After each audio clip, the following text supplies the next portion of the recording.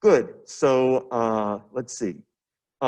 We left off talking about types of reactions, and we classified reactions as either substitution, elimination, addition, or rearrangement. That's one way to classify reactions. Another way is whether it's redox or not. We'll cover that in more detail in a later chapter. You talked about it a little in Gen Chem, but we'll have some things to add that I think will make it easier to know what's going on in terms of redox in an organic reaction. So that'll come later. I forget if it's chapter 9 or chapter 10, somewhere around and about in there. And also you can consider whether a reaction is homolytic, meaning it involves radicals. And we defined radicals last time. We said that a radical is a species with an unpaired electron. It's a species with an odd number of electrons. Obviously very reactive. So homolytic reaction, radical reaction, same thing. And the opposite of that would be a heterolytic reaction, one that only involves breaking and forming of full bonds, not, in other words, involving movement of electron pairs. And as I said, candidly, I bet 98% of the reactions we'll learn this term and next term are going to be heterolytic. But we do need to know something about homolytic reactions because we will run into them occasionally. They're important biologically. Again, I'm no biochemist, but I seem to recall there are some radical reactions in the electron transport chain. So in order to know what you'll need to know about that for your biology and biochem classes, you'll need to know a little bit about how radical reactions work. And so we're going to emphasize them pretty heavily in this chapter, even though we're not going to see them all that often. We'll see them occasionally as we go on this term and next term. So we need to learn how to write radical reactions correctly. And then we also need to learn how to write, in contrast, heterolytic reactions correctly. We've already done a lot of them. We've already said quite a bit about acid-base reactions, whether Bronsted-Lowry acid-base reactions or Lewis acid-base reactions. And again, one can really make the argument without really having to pull too much out of shape. One can really make the argument that every time we draw a mechanism in future between now and May, every single time we draw an arrow, that's going to be a Lewis acid Lewis base step in some sense. I am hard pressed to think of a counterexample. So I think that's important too. So we're just going to go over an example of a radical reaction and how to draw its mechanism today, and then maybe a couple of examples also of heterolytic processes. There is in my class notes for chapter 6, you'll find a little guide that's maybe 2 or 3 pages of how to know whether the way you should be pushing arrows in a heterolytic process, how to know whether the way you're doing it is right or not. And it's not exhaustive, but it's a jumping off point at least. Sometimes my students have found that discussion helpful, so that's available for you in the chapter 6 class notes. And if we get that far today, I also have a couple of polling questions for you guys. Oh, whoops, I forgot to open the polling software. Let's see. And if we can get, besides that far today, I'll be pretty happy. So we're just at 5 minutes to 11. We'll see what we can do. So I think last time, let's see. I think last time we had a little bit of discussion already about what a typical homolytic reaction step might look like. They don't all look exactly like that, but that's pretty typical. One thing you'll notice right away, hopefully I'm not covering it up, is that instead of using the normal arrows, the normal full-headed arrows like we usually use, these over here are half arrows. Those are, we also call them fishhook arrows. So we need to use those to show movement of single electrons.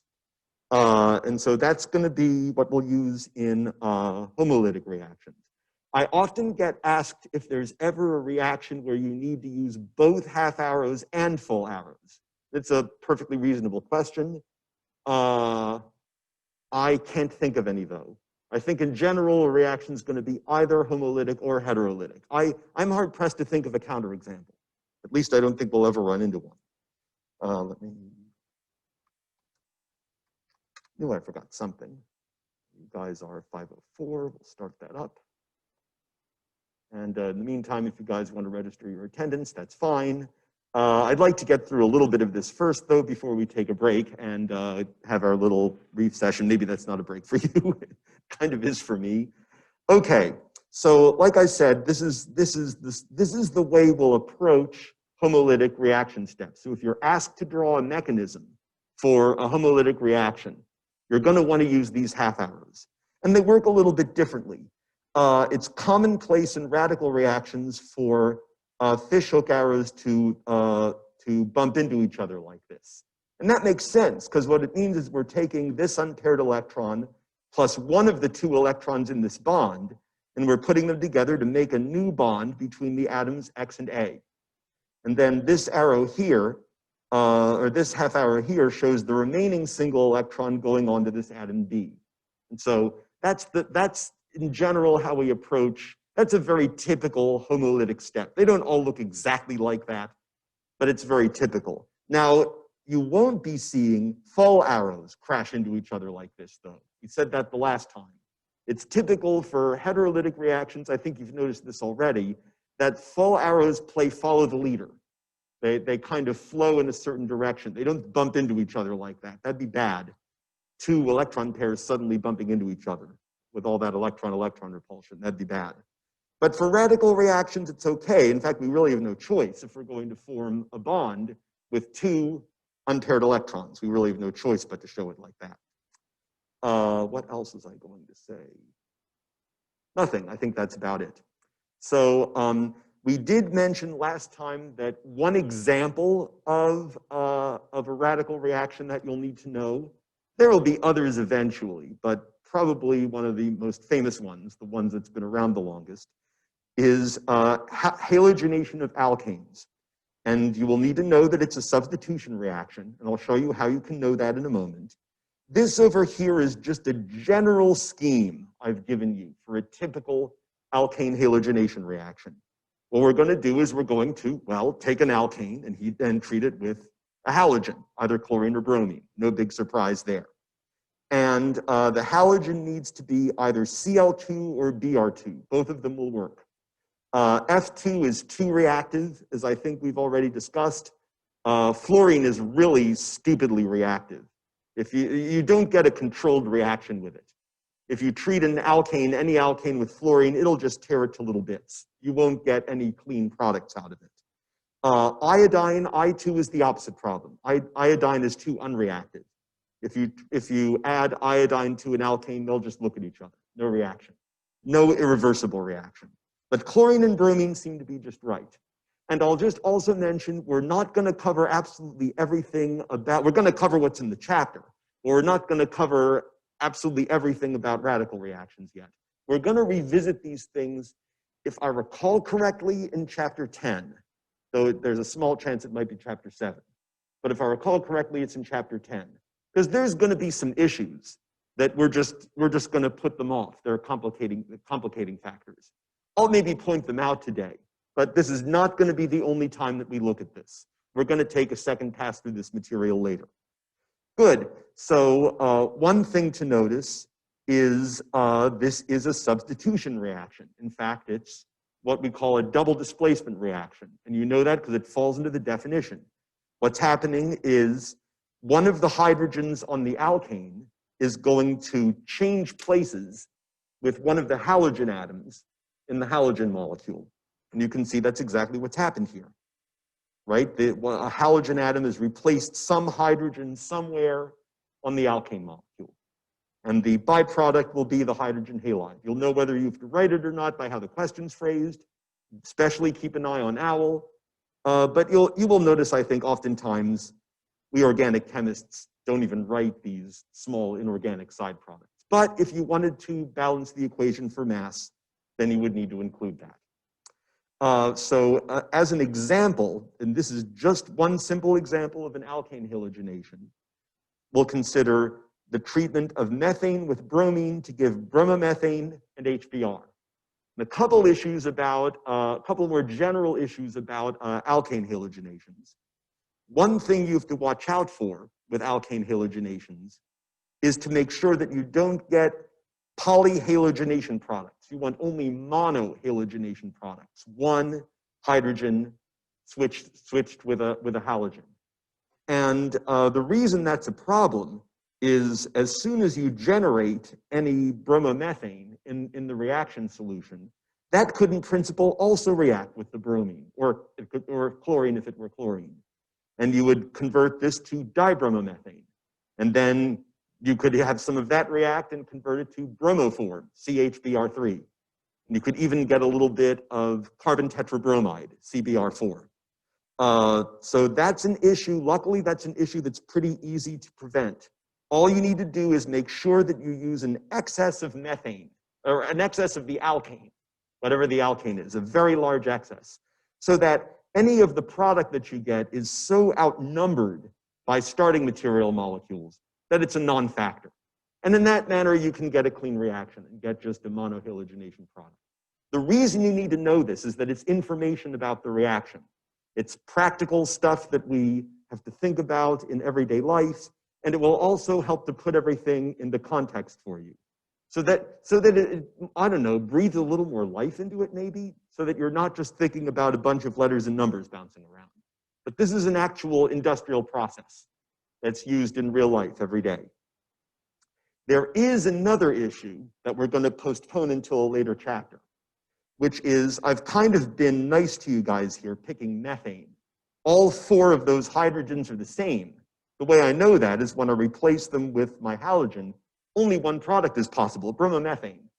So you can know whether they're the same or not by naming the compound in question. If I had used ethane instead, well, all six of those hydrogens are the same, C2H6. The only possible product is bromoethane. If this had been cyclohexane, again, all 12 of those hydrogens are the same. There's only one possible product, bromocyclohexane. But I think you can see already it's not difficult to come up with an alkane where the hydrogens are not all the same and multiple monohalogenation products are possible. You'll get asked questions like this on OWL. So I want to make sure, first of all, I'm trying to kill two birds here. I just want to make sure you guys understand what they're asking about. They're asking about that type of situation where multiple monohalogenation products are possible. And there's no way to know how many just by looking at what you're given. Could be one product with 2, 12, you know. I mean, it's not the sort of thing you know immediately. You got to get in there and draw structures and see how many different compounds you can wind up with. And again, the way you'll know whether two compounds are the same or different is by naming them. And we already know how to name alkyl halides. If they have the same name, then the hydrogens that got removed and replaced with halogens to get to them are the same. If not, then they're different. So in those cases where there's multiple products possible, first of all, how do I know what they are? And even more so, can I get any sense for how much of each product you'll get? Maybe not exactly, but are there any rules that govern that? And the answer is yes, that's what we're putting off to a later chapter, is that whole side of life. It's good in this chapter if you guys realize and understand that it's commonplace for there to be multiple possible products, even if you use a large excess of the alkane. That just prevents you getting polyhalogenation products.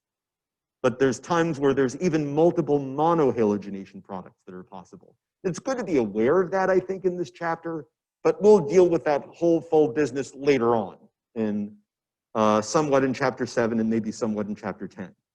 Good. So for the next short bit, I'd like to show you how to write the mechanism of this reaction. Again, this is a radical reaction, just to get you used to what it's like to write the mechanism of a radical reaction.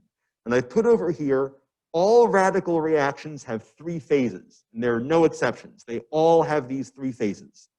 And those phases are generally called initiation, propagation, and termination.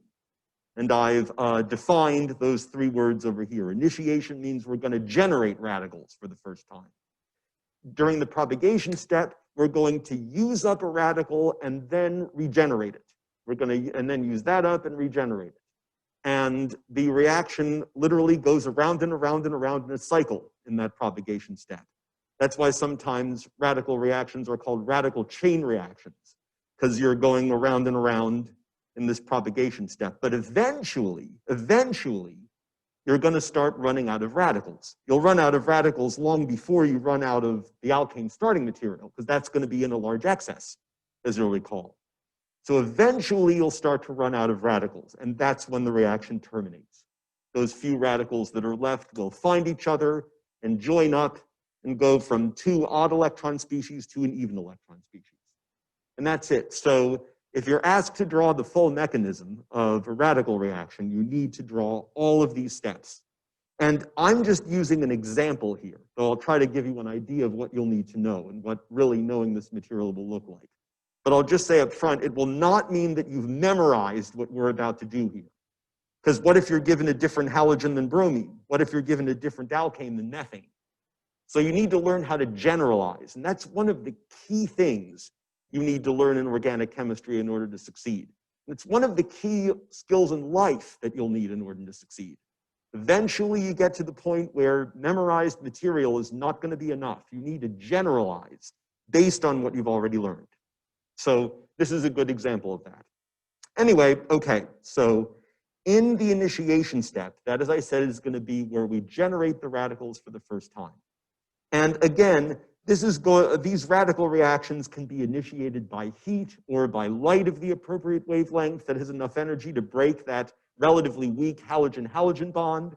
I don't know what the exact number of nanometers wavelength it is for the bromine-bromine bond, but there exists a wavelength of light that will do that for us. Or again, as I said, if you heat it up sufficiently, that will then provide enough energy to break that bond. It's not that hard to break. It's a fairly weak bond. There are also radical initiator catalysts that you can use. Most of these are peroxides. You're probably familiar with hydrogen peroxide. And I think even hydrogen peroxide will work to an extent. And the reason those are good radical initiators is because that oxygen-oxygen single bond is even weaker than the halogen-halogen bond in either bromine or chlorine. It's very easy to break that and generate some radicals at a low level. And in any case, one way or another, we're going to break this weak halogen-halogen bond homolytically. So each of the two halogen atoms is going to get one of those two electrons, and you now have two halogen atoms. So again, this is not a halide ion. That's a halogen atom. It's only going to be BrCl, right? Yes, it's only BrCl. There will be no exceptions. Fluorine is too reactive, so you won't get, a clean, predictable product, and iodine doesn't react quickly enough. So yes, everything you're given will have either Cl2 or Br2. The alkane may vary. The alkane will vary, and so that's going to be the next step. But one thing at a time. Let's cover methane first. So be aware that this happens on a very low concentration. Not every single Br2 molecule is going to do this. You only need to have this happen to maybe some tens of thousands or hundreds of thousands of bromine molecules. Most of them are going to remain as bromine molecules. Or, as the student asked, had we used chlorine, most of them are going to remain as chlorine molecules. So that's an important thing to know. You'll need to know that in order to understand this. That just because you see a step like this does not imply that every single one of the Br2 molecules dissociates and forms radicals. You don't need them to. It's just going to be a fraction of a percent maybe. And that'll be enough to get the reaction started. Once we have a few of these around, these are now pretty reactive species because they have an unpaired electron. And so this is going to find one of our alkane molecules. The way you'll know what to put here is based on what you're given. You'll put the alkane that you're given. Make sense? So you just look up and see what you're given, and that's what you'll put here. Don't just memorize it for methane. Be prepared for this to be any old alkane that the evil geniuses at OWL can come up with. Good. And so that's going to react with one of the hydrogens on that alkane. And as I said, for now, we're considering cases where all of the hydrogens are the same. But in any case, even if not, even if all the hydrogens are not the same, the way you'll know which H to do this to depends on what you're given. You'll look at the starting material and you'll look at the product, and you'll see where the structure has changed. Where have I changed an H to a Cl or Br? Well, that must be the H that I'm supposed to go for here. So you'll just look at what you're given. So again, it's not the sort of thing you have fully memorized beforehand. There is some memorization here, I get it. But the important thing is to be able to apply it, no matter what the situation is that you run into. Good.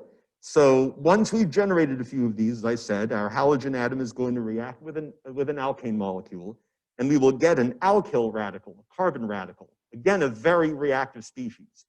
That will now react with one of our halogen molecules, and you need to know that. That's very important. It's a very common mistake that I see. People try to put something else over here. So again, our alkyl radical is going to find a molecule of whatever halogen we're given. You'll just look and see what you're given, and that's what you'll put here.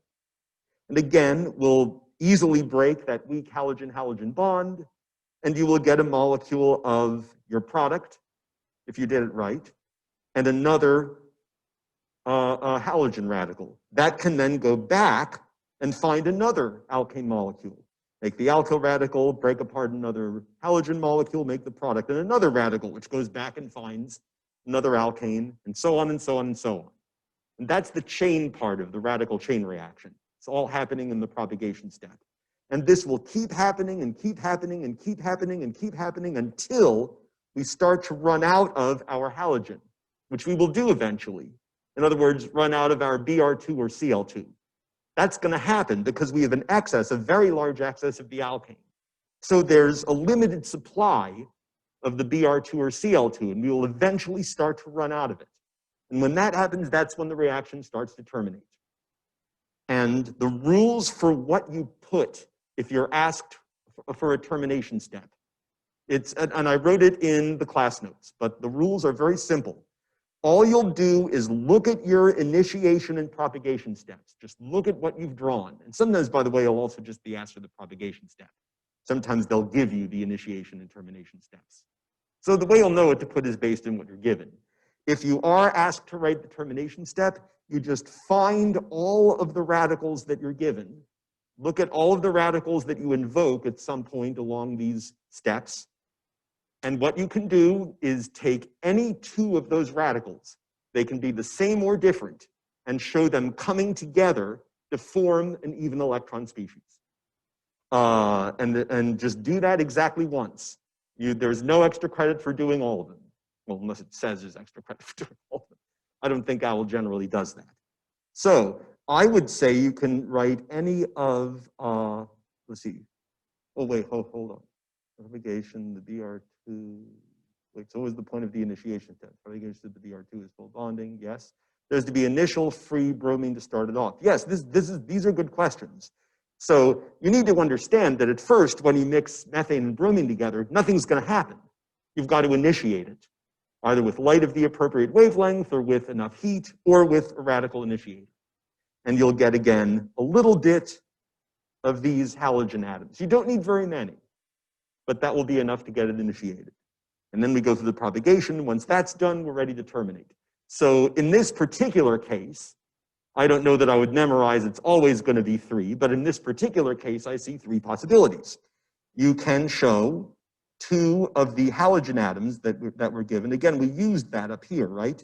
You can see we used Br dot, so that means we can use it. You take 2 of these, and you show them coming together to make a bromine molecule. And indeed, that's borne out. Well, let's see. Excellent question. Would an example of termination be BRH?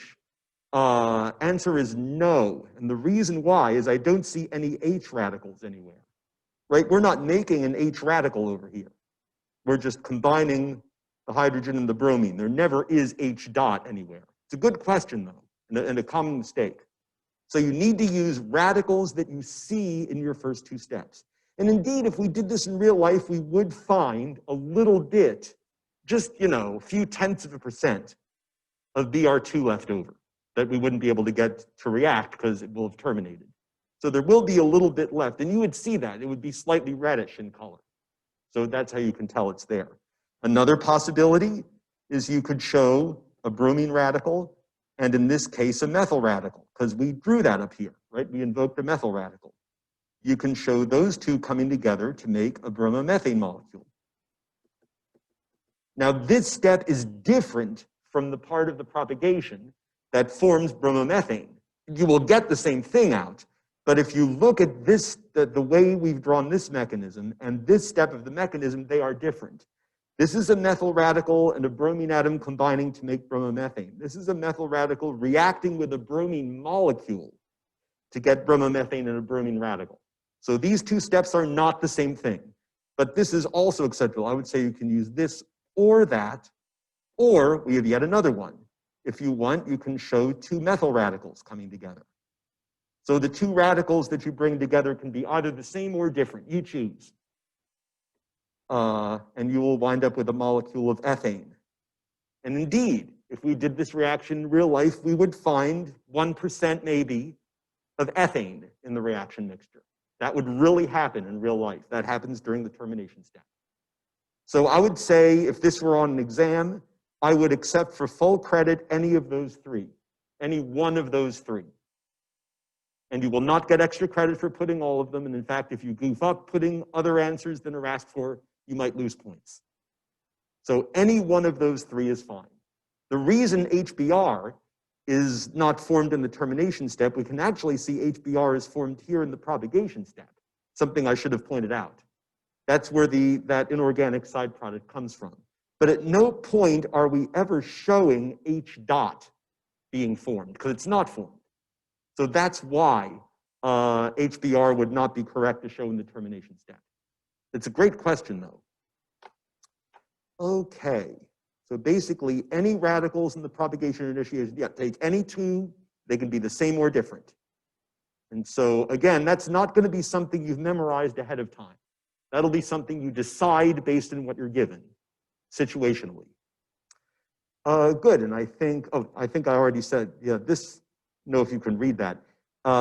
Another question I often get asked, this business of initiation, propagation, and termination steps applies only to radical reactions, only to homolytic reactions, never to heterolytic reactions. There are no exceptions, at least none that I can think of. That's important, though. Good. And I think with 11 minutes left, we have time to do our brief questions. Any questions before we do that? So realistically, it's all, oh yes, that's right. That's a great question. All three terminations happening at the end. Yes, you will get some of all of those. You will get some bromomethane, which you won't be able to tell because it'll be the same as the bromomethane that you get in the propagation step.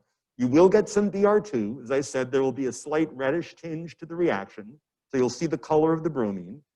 And you'll get some ethane as well. Will I be in my office today for you to come pick up exams? Yes, you can see me after I'm done with my second class, which ends at 12:50. I'll probably be back to my office between 1 and 1:15. So you may or may not be able to get into the building, but in the worst case, you can call me in my office and I can come down and let you in. But yes, sure, that's another possibility. Those of you who are in chat who want to pick up your exam today, absolutely, feel free to come to my office then. Good, so I think that's all I really need to say about that. I'm hoping we at least get started on heterolytic processes, though I won't have too much to add since we've seen a bunch already. Any other questions before we do our brief session?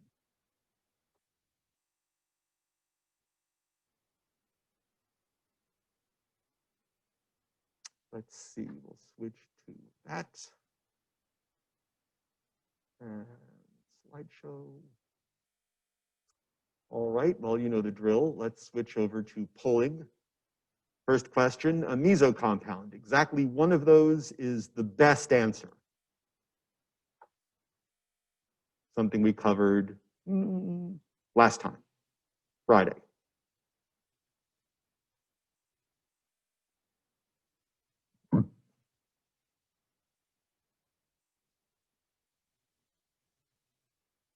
Oh, and also I did mention that I'd posted the answer key to the exam, right? So if you want to know why something was marked wrong, please check with the answer key. And then if there's any questions after, I'll be happy to answer them.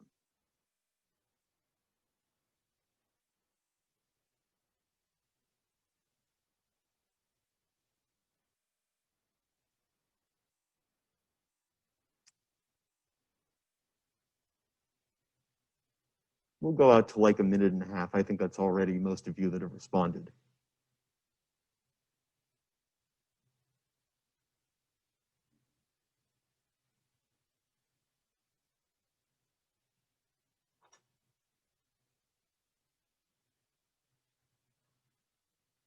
Sorry if you've already spoken on this, but how does curving work? Oh, you mean the answer to this question? Of course, I'll go over why it's the answer.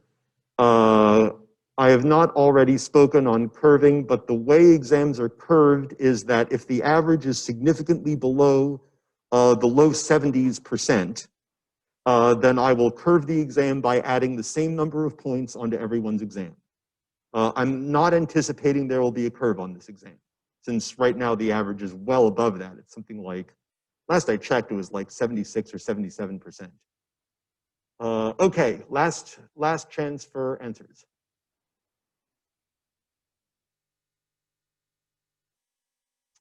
Okay, well, we'll have to go to 2 minutes at this point. All right, looks like that's it. So last time we defined a meso compound as a compound that has 2 or more chiral carbons that legit are chiral by the definition that we've given, meaning they're sp3 hybridized and have 4 different groups attached. But by virtue of having a plane of symmetry through the molecule as a whole is not chiral. And when you go to try to draw its enantiomer, you'll discover you've just drawn the same molecule again. You can think of a meso compound as being its own enantiomer. So it's one that is chiral carbons but is not chiral. I think that's the best answer. So the way you know that's true is remembering that a meso compound does have chiral carbons. And we gave some examples the last time, and we showed why they were chiral. If there's no chiral carbons anywhere, then the molecule is just not chiral. So a meso compound does have to have chiral carbons. So you need to know that that's part of the definition, I would say. But as a whole, the molecule is not chiral, even though it has, say, 2 chiral carbons in it. Because there's a plane of symmetry, the molecule is not chiral. It is already its own mirror image.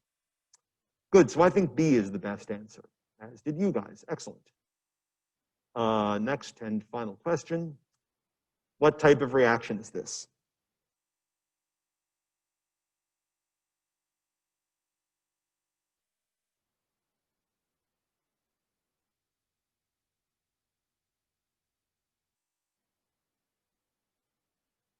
Simple application of something we talked about on Friday.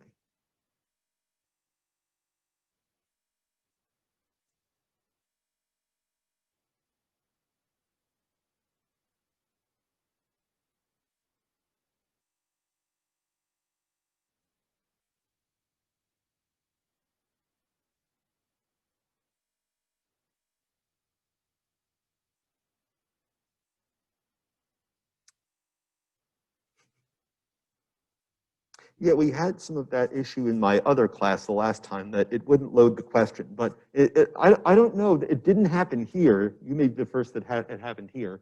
If you're not seeing this question on your cell phone, then just read it based on the screen. You know, I did not know that that was a thing, that sometimes the second question wouldn't load. I don't know. But I think that worked in my other class when they couldn't see the second question.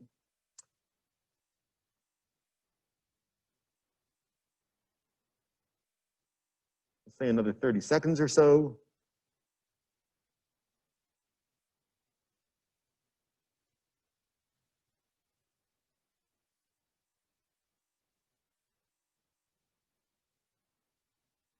Is that good or bad that I already know enough chat speak to know that NVM is never mind? I guess that's good.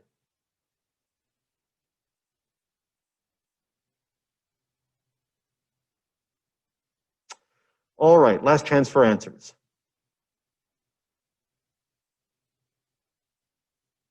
Looks like that's everyone. Okay, so let's think about this reaction here. And this is a reaction we don't know about yet. We'll learn about it in chapter 8. But what it looks to me is happening is these 2 molecules are coming together and making one big one. The double bond here is becoming a single bond, and each of the two hydrogens here gets added onto each of the carbons that used to have a double bond between them. And that reaction is balanced by mass. There's no other products that we're not saying. And we defined a reaction where two or more pieces are coming together to make one big one. We said that was an addition reaction. So that is C. So I think C is the best answer. You guys. Oh, no. There we go. No. That was scary. All right. Looks like most of you got that. So make sense? Any questions on that one? And of course, you'll get attendance. Oh, don't press A. That's from my previous class. That's how I did it with a clicker unit. So as long as you've registered your attendance, that should get you the 8 points. Good, and that leaves us with 2 minutes. Awesome. Let's see what I can do to make these 2 minutes worthwhile. So we've already said quite a bit about heterolytic reactions. We've said that they're done using regular arrows, and we've talked a little bit about the rules. There's more information about the rules we apply when drawing the normal full curved arrows as opposed to the half arrows. I would say, I know what I can do that will be worthwhile, it's these terms electrophile and nucleophile that get brought up now. Let's get them into our vocabulary. And believe it or not, they're terms we already know by other names. An electrophile is nothing other than a Lewis acid. It's an electron-poor species. And a nucleophile is nothing other than a Lewis base, an electron-rich species. Why we have these two sets of terms, I have no idea. But honestly, I could not give you any significant differences between these two sets of terms.